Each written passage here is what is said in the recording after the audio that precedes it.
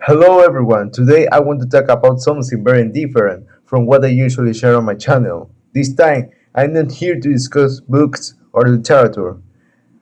As you can see in my title, why I hate IB and the language, in this case English, to get more views and IB recognize this video.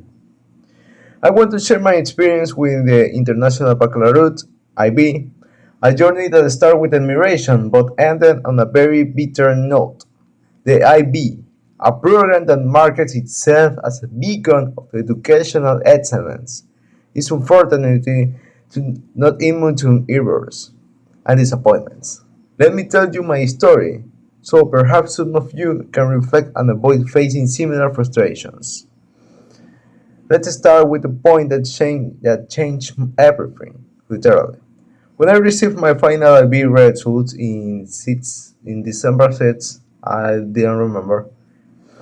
I discovered that I was just 1 point away from earning the diploma. You get the diploma when you get 24, but in my case I get 23 for 1 point in Spanish A literature.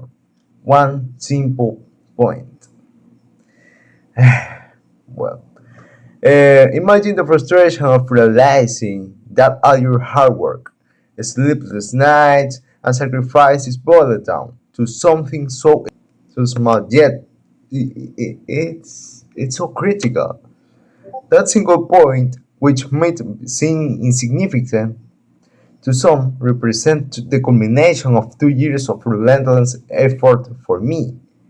Because, man, sometimes, specifically in Spanish A, this channel is a proof of my interest in this program in this signature. I love it, but just for a point that the IB has told me, because my teacher put me 20 in the individual oral and IB less one, so my final note was 19. It hurts to me. Um, but the other the other option that I took is more hurts because uh, that takes mm, money. Okay. When I first saw my results, my initial reaction was disbelief. I checked and rechecked, thinking I must have misread the numbers, but no. There it was. 1 point missing in a subject I consider my strength. Spanish aid, literature. It felt like a heavy emotional blow because I genuinely believed I had done well and poured my heart and soul into every task. Exam, in this case, internal assessment, the individual oral, the essay. How could it not have been enough? Well, after the initial shock, I decide to take action. The IB offers the option to request a rewrite of your internal assessment. In this case, because in the external assessment. In this case, because IB doesn't give the option to the internal assessment. I don't know why. Because IB basically stole me 1 point, and I want to recuperate. But this process comes at a cost, and it's not cheap.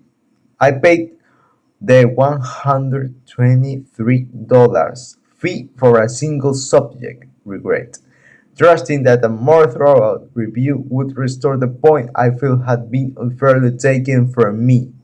You know, paid $123 for just a single point. Just 1 point to increase my note. I have 5 in language A, Spanish A, to get a B diploma. But IB didn't give me that point. I received the email and IB didn't at the point. I don't know why. Just a simple point. I didn't ask for 5 points or 3 points. I only asked for one simple point. And IB didn't get me that point. It very hard. It very hard. What they don't tell you is that this process can be frustrating and draining. First, the wait is interminable. Weeks went by without any updates, and each day was a torment of uncertainty.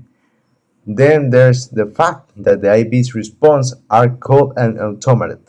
There is no detailed explanation of how your work was reviewed or why your grade didn't change. In the end, the outcome was disheartening. My grade remained the same, and I was left with the impression that my work hadn't even been properly registered. It felt as though that the $123 had simply vanished into thin air. It hurts to me because IB not stole me, stole my family, my hopes, my dreams, because my dream was get the IB diploma, and I just need 1 point, one simple point. This experience wasn't just frustrating academically, but also emotional and financially, because $123 in Latin America is very difficult to recover in a day or in a week. It's very difficult. Uh, Imagine investing so much time, effort, and money into a program that promises excellence, only to feel utterly powerless. That point didn't just represent a diploma, it symbolized the acknowledgement of my hard work, something I felt I had earned without a doubt. Um, and also, I was too close to get the 4 in analysis and approaches and get C in TAC, theory of knowledge. Theory of knowledge for 2 points and analysis and approaches for 5 points. But my option was Spanish A, 1 point. I can't help but think about how this system affects other students. Not everyone has the resource to pay for a regret, and many might be left wondering if they were graded fairly. How many students have been let down by a system that feels so rigid and impersonal? What hurts the most about all of this is that in the beginning, I loved the IB. Yes, I love it. I was a devout advocate for the program. My videos on these channels are proof. I always spoke highly of the IB, how it prepares you for university, the critical thinking skills you develop, and the depth of its content.